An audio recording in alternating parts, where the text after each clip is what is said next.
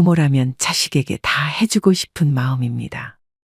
그래서 자식들 교육비, 결혼자금, 사업자금까지 다 대주고 손자, 손녀까지 봐주는 부모님들이 많습니다. 평생을 버는 족족 자식을 위해 돈을 쓰고 내 노후 준비는 하나도 되어 있지 않는 분들이 많으실 텐데요. 자식 덕 보려고 키운 것은 아니지만 나이 들어서 보니 이렇게 허무하고 외로울 수가 없습니다.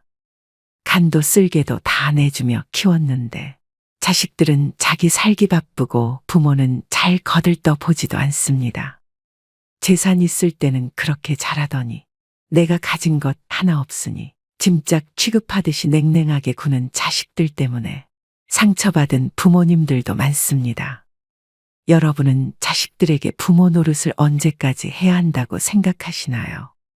자식에게 다 주지 마라, 자식과 거리를 두고 살아라 등 이제는 이런 말들이 건강 상식처럼 머리로는 알지만 막상 내 자식에게는 적용이 안 되는 부분들이 많습니다.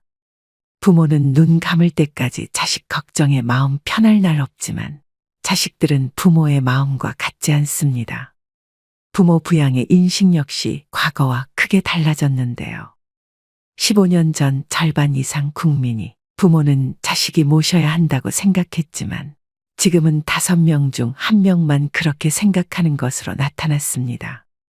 한 조사에 따르면 자식이 부모를 부양한다는 의견이 2007년 63%였던 것이 2018년에는 24.3%로 떨어진 것이 현실입니다.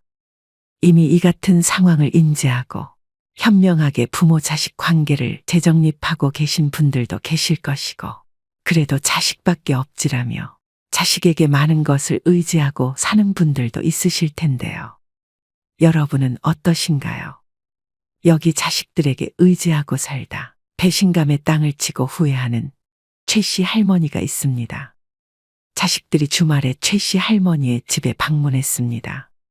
하지만 어쩐 일인지 할머니는 문만 열어주고 다시 방으로 들어갔습니다. 어머니 좋았어요. 웬일이냐? 엄마 보러 왔죠. 난 바쁘니 쉬었다 가라. 할머니는 자식들과 손주에게까지 눈길도 안 주고 방문을 걸어 잠갔습니다. 언뜻 서운함이 느껴지는 할머니와 자식들에게는 어떤 사연이 있었을까요? 할머니는 어릴 적 10살도 채 되기 전에 어머니가 지병으로 세상을 떠나게 되면서 가족 모두 함께 농사를 지으러 작은 시골 마을로 이사를 했습니다. 그렇게 가족들과 논농사와 콩농사를 지으며 생계를 꾸리다 할머니는 19의 고운 나이에 띠동갑 연상의 군인이었던 남편을 만나 결혼을 했습니다. 결혼하고 초반에 남편은 너무 다정했고 그렇게 어머니의 빈자리를 느끼지 못할 만큼 할머니는 행복한 하루하루를 보냈습니다. 하지만 그 행복은 오래가지 못했습니다. 전쟁이 발발하며 다른 나라로 파병을 가게 된 남편은 무사히 돌아와 할머니와 2명의 자식을 낳았지만 시간이 갈수록 남편은 전쟁 후유증으로 인해 알코올 중독자가 되었습니다. 사람이 전쟁이나 고문, 자연재해 사고 같은 큰 사건을 겪은 뒤에는 공포감이나 불안, 우울증이나 불면증을 경험하게 되는데 최 씨 할머니의 남편도 이를 피할 수 없었습니다. 할머니의 남편은 점점 술을 마시는 빈도가 높아졌고 심지어 폭력을 행사하기도 했습니다. 남편과 좋은 추억들이 많았던 할머니는 차마 남편을 두고 도망을 갈 수는 없었지만 자식들을 맞고 살게 키울 수가 없어 고향에 있는 이복 동생의 집에 자식들을 맡겼습니다. 할머니는 자식들이 어딜 가든 지금 여기보다는 나을 것이라 생각했습니다. 하지만 자식들은 그곳에서 심한 차별을 겪어야 했습니다. 할머니는 농사를 하며 번 돈을 이복 동생에게 보냈음에도 할머니의 자식들에게 제대로 밥을 주지 않았고 힘든 일을 도맡아 시켰습니다. 얘 빨리 일어나지 못해? 밥값 해야 할 거 아니야. 여기도 집안 사정이 넉넉하지 않았기에 자식들은 꿀꿀이 죽을 먹어야 했습니다. 꿀꿀이 죽은 돼지 먹이로 사용해야 할 정도의 조악한 재료가 들어갔는데 대부분은 미군 부대의 병영에서 식사를 끝내고 버린 음식물 쓰레기였습니다. 휴전 이후에도 우리나라의 사정이 워낙 궁핍했던 탓에 1970년대 초중반까지 미군 부대 근처 시장이나 골목의 허름한 식당에서 많이 팔았던 것이 꿀꿀이 죽이었습니다. 이렇게 자식들은 부모 곁을 떠나 힘든 어린 시절을 보내야 했습니다. 하지만 남편이 세상을 떠나고 할머니는 다시 자식들을 집으로 오게 할 수 있었습니다. 이때 할머니는 그간 자식들을 스스로 못 키운 것에 많은 죄책감을 느껴 모든 것을 자식을 위해 희생하며 살았습니다. 자식들은 그저 공부만 할 수 있게 집안일도 모두 할머니 스스로 도맡아 하며 자식들이 하고 싶다는 것은 아낌없이 지원해 줬습니다. 그렇게 오랜 시간이 지나서 자식들도 모두 결혼을 했습니다. 최 씨 할머니는 그래도 꽤 긴 시간 뒷바라지를 하며 자식들을 출가시키고 마음이 한결 가벼웠습니다. 자식들이 독립을 해도 집에 자주 찾아왔고 자식들이 집에 올 때면 자식들을 위해 이것저것 싸주며 결혼했음에도 챙겨주고 싶은 마음이 가득한 할머니였습니다. 그렇게 가득 챙겨줄 때마다 할머니는 정성스레 쓴 손편지도 같이 건네주었습니다. 며느리도 어찌나 착하던지 집에 올 때마다 엄마 엄마 하며 아주 살갑게 할머니를 대해줬습니다. 엄마, 어디 아픈 데는 없으시죠? 부탁할 거 있으면 언제든 얘기하세요. 그래, 고맙다, 세아가. 며느리는 할머니가 무언가를 줄 때마다 기쁘게 받았고 그 기쁜 모습을 볼 때마다 할머니는 더 챙겨주고 싶었습니다. 그렇게 그날도 어김없이 한가득 음식과 간식을 아들과 며느리 손에 쥐어주었습니다. 그날 할머니는 저녁에 산책을 가려고 하는데 길가에 버려진 간식들을 보았습니다. 저게 뭔가 싶어서 가까이 갔던 할머니는 오전에 자기가 자식에게 주었던 그 간식과 같은 것임을 확인했습니다. 그 간식은 이 주변에 팔았던 간식이기에 누가 저 아까운 것을 버리고 갔나 확인해 봤더니 그 안에는 할머니가 정성스럽게 적었던 손편지가 같이 들어 있었습니다. 그랬습니다. 할머니가 줬던 음식들과 간식들은 대부분 아들과 며느리는 차에 타기 전에 그 동네에 버리고 간 것입니다. 할머니는 실수로 두고 갔다고 생각하고 싶었습니다. 다음에 자식들이 왔을 때 마찬가지로 아들 내외에게 간식들을 잔뜩 챙겨주러 안방에 들어갔던 할머니는 아들과 며느리가 수군대는 소리를 들었습니다. 할머니는 작은 소리에도 잠을 잘 못 주무실 만큼 귀가 예민했고 때문에 며느리의 말을 또렷이 들을 수 있었습니다. 그만 좀 주시라고 해. 이런 거 누가 먹는다고.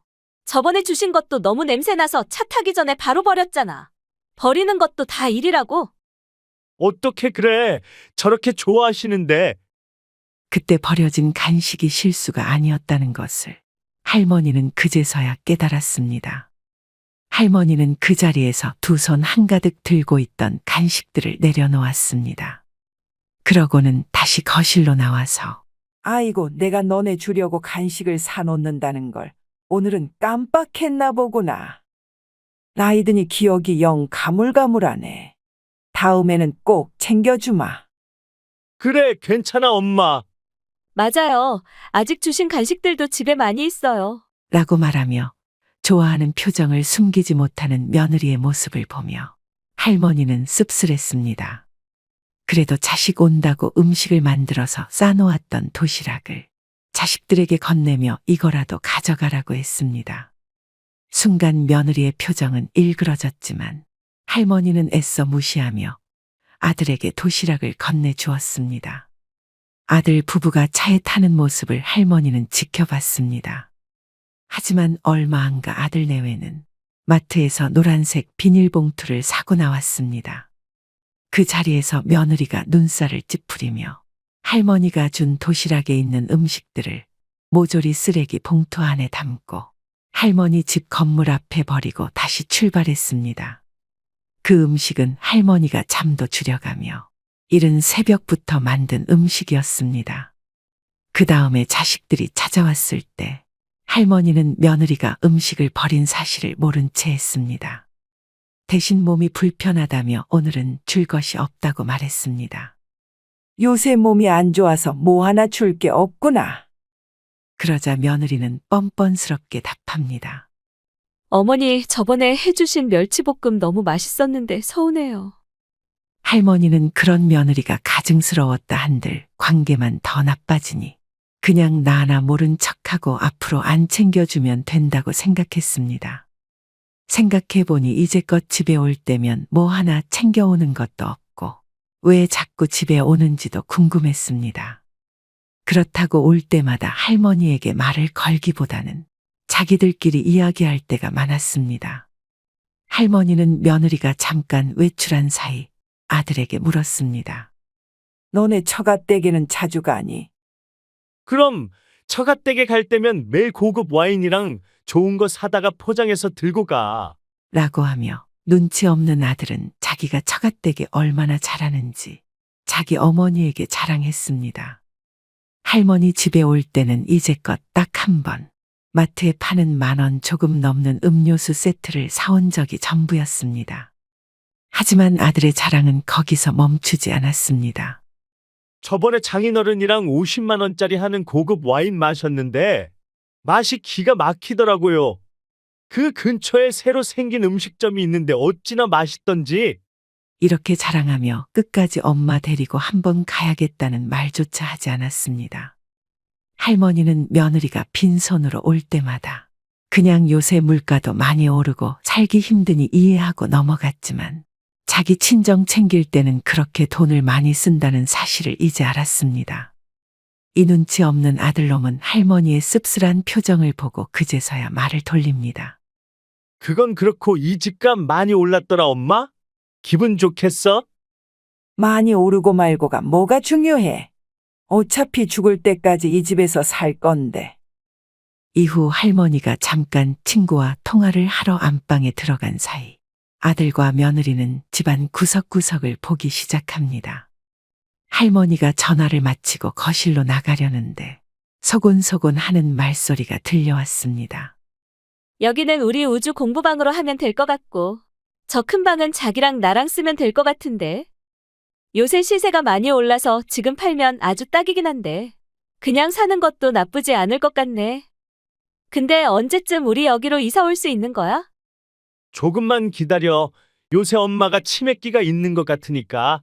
저번에도 우리 주려던 간식 사놓은 줄 알았는데 안 사놓으신 걸 보면 확실하다. 그 원래 엄마가 그런 거 절대 잊어버리지 않거든. 조만간 치매가 올 게 분명해. 동생은 어차피 이 집에 잘 오지도 않으니까 분명 우리한테 넘겨주실 거야. 그러니까 이 집 오기 싫어도 조금만 참아.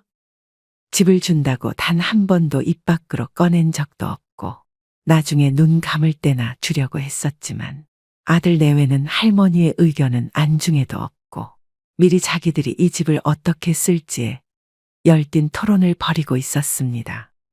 할머니는 화가 나다 못해 어이가 없었습니다. 엄마가 어릴 때 나 버리고 산 거에 엄청 미안해 하거든. 내가 불쌍한 척 부탁하면 다 들어주실 거야. 할머니는 아들을 버린 것이 아니라 지키려고 보냈다고 생각했고 실제로 그랬지만 아들은 자신이 그때 버려졌다고 생각했던 것 같습니다.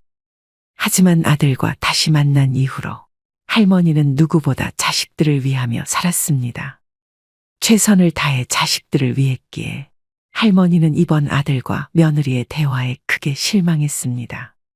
얼마 후 어버이날이 다가왔습니다. 저녁에는 처가를 가야 한다며 할머니와는 점심 약속을 잡았습니다. 이번에도 매년 갔던 가성비 있는 갈빗집에 들어왔습니다. 자식들 큰돈 쓰지 말라고 항상 이곳이 가장 좋다며 매 여기를 가자고 졸랐던 할머니였습니다. 하지만 오늘은 할머니도 고급진 음식을 먹고 싶었습니다. 할머니는 이 근처 대게집이 새로 생겼으니 그곳으로 가자고 했습니다. 하지만 그곳을 말하자 아들과 며느리는 당황한 기색을 숨기지 못했습니다. 사실 그곳은 저녁에 처갓댁과 함께 가기로 했던 대게집이었던 것이었습니다. 며느리는 손주 핑계를 대며 손주가 해산물을 싫어한다고 말했습니다. 결국 그날도 어김없이 매년 갔던 고깃집으로 들어갔습니다. 할머니는 그래도 오랜만에 딸도 찾아와서 기분이 좋았습니다. 그날은 할머니가 1년 중 유일하게 막걸리를 마시는 날이었습니다. 막걸리를 마시며 그래도 기분이 풀릴 무렵 자식들이 밖에서 이야기하는 소리가 들렸습니다. 할머니는 창가 쪽에 앉았고 그 시간은 대낮이었기 때문에 밖에 소리를 다 들을 수 있었습니다. 이번에는 누가 계산할 거야? 많이 나온 것도 아닌데 오빠가 낼 거야? 나는 저녁에 또 처가 가서 돈 많이 써야 돼. 돈 벌어서 다 처가에 갖다 바치는 거 아니야? 나 좀 봐주라. 눈치 보기 힘들다 나도. 내가 내면 와이프가 노발대발 할 거야. 나도 요새 힘들어. 그리고 엄마 집에 가면서 이것저것 많이 받았을 거 아니야? 엄마가 주는 걸 오죽 좋아해. 너는 집에 오면서 그런 말을 해라. 거기 가는 게 얼마나 귀찮고 힘든 줄 아냐? 할머니는 이렇게 점점 언성을 높이며 싸우는 자식들을 보며 그 자리에서 일어났습니다. 그러고는 고기를 채 반도 먹지 않은 상태에서 뒷주머니에 있는 작은 흰 뭉치에서 돈을 꺼내 계산대로 향했습니다. 그러고는 다시 자식들이 돌아왔고 할머니는 화장실을 간다고 하며 집으로 돌아갔습니다. 아니, 집으로 돌아가면 자식들이 찾아올 게 뻔했기에 근처 공원으로 발걸음을 돌렸습니다. 자식들에게는 취했으니 나 먼저 집으로 들어간다는 문자 한 통을 남기고 공원으로 발걸음을 재촉했습니다. 그날은 공원에 사람도 없고 참으로 조용했습니다. 그 자리에서 들리는 것은 할머니의 숨죽이는 울음소리 뿐이었습니다. 집에 들어갔을 때는 자식들이 들어와 있었습니다. 할머니는 혼자 방에 들어가 조용히 눈물을 다시 한번 삼켰습니다. 그렇게 혼자 방 안에서 울고 있다는 걸 알면서도 거실에서 하하호 TV 보며 웃는 소리가 할머니를 더 비참하게 만들었습니다. 하나같이 계산적인 자식들의 모습을 볼 때마다 차라리 가진 게 없었으면 오히려 속 편할 것 같다는 생각이 들기도 했습니다. 할머니는 이렇게 남보다 가족이 못하다는 느낌이 들 때 그렇게 서글플 수가 없었습니다. 하지만 어릴 때부터 산전수전 다 겪어본 할머니였습니다. 할머니는 그날 다짐했습니다. 더 이상의 부모 노릇은 하지 않고 이제는 오직 자신만을 위해 살아가겠다고 말이죠. 할머니는 이날부터 자식에게 의지하는 것을 포기했습니다. 예전에는 자식들에게 미안해하면서도 이런 부탁 저런 부탁을 했었는데 그렇게 할머니가 부탁할 때면 자식들은 억지로 들어주기 일쑤였습니다. 그런 모습이 보기 싫어서 하고 싶었던 것을 많이 포기했던 할머니였습니다. 하지만 이제 할머니는 스스로 배우기를 시작했습니다. 버스 타는 것부터 택시 잡는 법까지 주변 어르신들 혹은 그냥 지나가는 행인에게 물어보며 실수도 해가며 하나씩 배워갔습니다. 차라리 모르는 사람에게 부탁하는 게 자식들에게 부탁해서 자식들 귀찮아하는 표정을 보는 것보다는 마음이 편했습니다. 집도 주택연금을 받기 위해 정보를 알아보았습니다. 집만큼은 절대 자식들에게 줄 마음이 없었고 어차피 주택연금 받는 법을 자식들에게 물어봤자 자식들은 반대할 것이 뻔했기 때문에 이것도 할머니 스스로가 알아보았습니다. 이렇게 할머니는 혼자 잘 지내는 법을 하나씩 배워가며 자식들이 집에 와도 이제는 문만 열어주고 자기 할 일 하기 바빴습니다. 뭔가 이상함을 느낀 아들과 며느리는 몰래 방으로 들어가 할머니가 집담보로 주택연금을 받으려 한다는 사실을 알게 됐습니다. 그러자 며느리는 화를 참지 못해 할머니에게 다가가 물었습니다. 어머니, 이 집 담보로 주택연금 받으시려고요? 누구 맘대로요? 누구 맘대로라니. 내 집 내 맘대로 하겠다는데 뭐가 문제니? 아니, 저희 이 집 주시려는 거 아니었어요? 제가 이 집을 얼마나 자주 와서 어머니를 모셨는데 어떻게 이래요? 모시긴 뭘 모셔. 내가 준 거 전부 다 버리고. 버릴 거면 너네 집 주변에 버리지. 왜 내 집 주변에 갖다 버리니? 그리고 애초에 니네가 이 집에 뭐 하나라도 제대로 들고 온 적 있니? 너네 친정에는 그렇게 돈 쓰는 거 내가 모를 줄 알았니? 할 말이 없었던 며느리 대신 남편이 와서 엄마에게 화를 냅니다. 엄마, 기억도 가물가물한데 이 집에서 평생 살아서 뭐 하게요? 치매 걸리면 누가 돌봐준다고요? 치매, 내 기억력 아직 멀쩡하다. 아, 저번에 간식, 너네가 하도 주는 거 갖다 버리길래 일부러 거짓말 한 거다. 나 아직 쌩쌩하고 설령 치매 걸린다고 해도 너네한테 돌봐달라고 할 일 죽었다 깨어나도 없으니 그만 썩 나가라. 아들과 며느리는 버텼지만 할머니는 집에 있는 소금을 당장 뿌리기 전에 얼른 나가라고 소리쳤습니다. 처음 보는 할머니의 모습에 겁을 먹은 아들과 며느리는 잽싸게 도망갔습니다. 할머니는 이후 복지센터에 가서 수업도 듣고 집에 있을 때면 화분을 가꾸는 등 자신이 살고 싶었던 삶에 집중했습니다. 할머니는 연금과 모아둔 돈을 자신에게 써가며 남은 노후는 더 이상 자식들을 위해서가 아닌 자기 자신을 위한 삶을 살았습니다. 여러분, 최 씨 할머니의 기가 막힌 사연을 듣고 어떤 생각이 드시나요? 요즘에는 많은 사람들이 자식 덕볼 생각하지 말라고 말합니다. 말년에 편할 줄 알았는데 혼자 독수공방하며 키웠건만 대학 졸업 후 결혼하더니 자식들이 엄마 알기를 마당에 똥개 취급합니다 하며 서러움에 우는 분들도 있습니다. 고령화 시대에 이제는 부모를 버려야 한다, 부모를 버려야 자식이 산다라는 자극적인 문구를 내세우며 언론에서는 너나 할 것 없이 앞다퉈서 우리의 안타까운 현실을 고발합니다. 보건복지부가 발표한 보고서에 따르면 지난해 노인학대 신고 건수는 무려 1만 6천 건에 달한다고 합니다. 하루에 44건의 신고가 접수된 것인데요. 연도별 학대 신고 건수도 꾸준히 증가하고 있습니다. 그런데 노인의 학대가 대부분 가정에서 일어난다는 것을 알고 계신가요? 전체 85%가 가정 내에서 발생한 학대였다고 합니다. 사랑하는 자식에게 학대를 당한 노인들의 가슴에는 시퍼런 멍만 남습니다. 초고령화 사회로 접어들고 있는 만큼 자식에게 버림받는 부모의 사연은 가볍게 봐서는 안 될 문제입니다. 자신을 돌볼 틈도 없이 노후를 향해 열심히 달려온 윗세대 앞에 느닷없이 등장하는 복병이 있습니다. 독립하지 못하는 성인 자녀, 갑자기 닥쳐오는 부모의 간병, 황혼이 온 리스크가 그것들로 모두 사랑하는 가족과 관련됩니다. 인생의 함정과도 같은 이 위기를 잘 극복하려면 무엇을 준비해야 할까요? 오늘은 부모의 노후를 갉아먹는 자녀 리스크에 관한 이야기를 해볼까 합니다. 부모 품으로 돌아가는 성인 자녀, 이른바 캥거루족이 늘고 고령화되고 있습니다.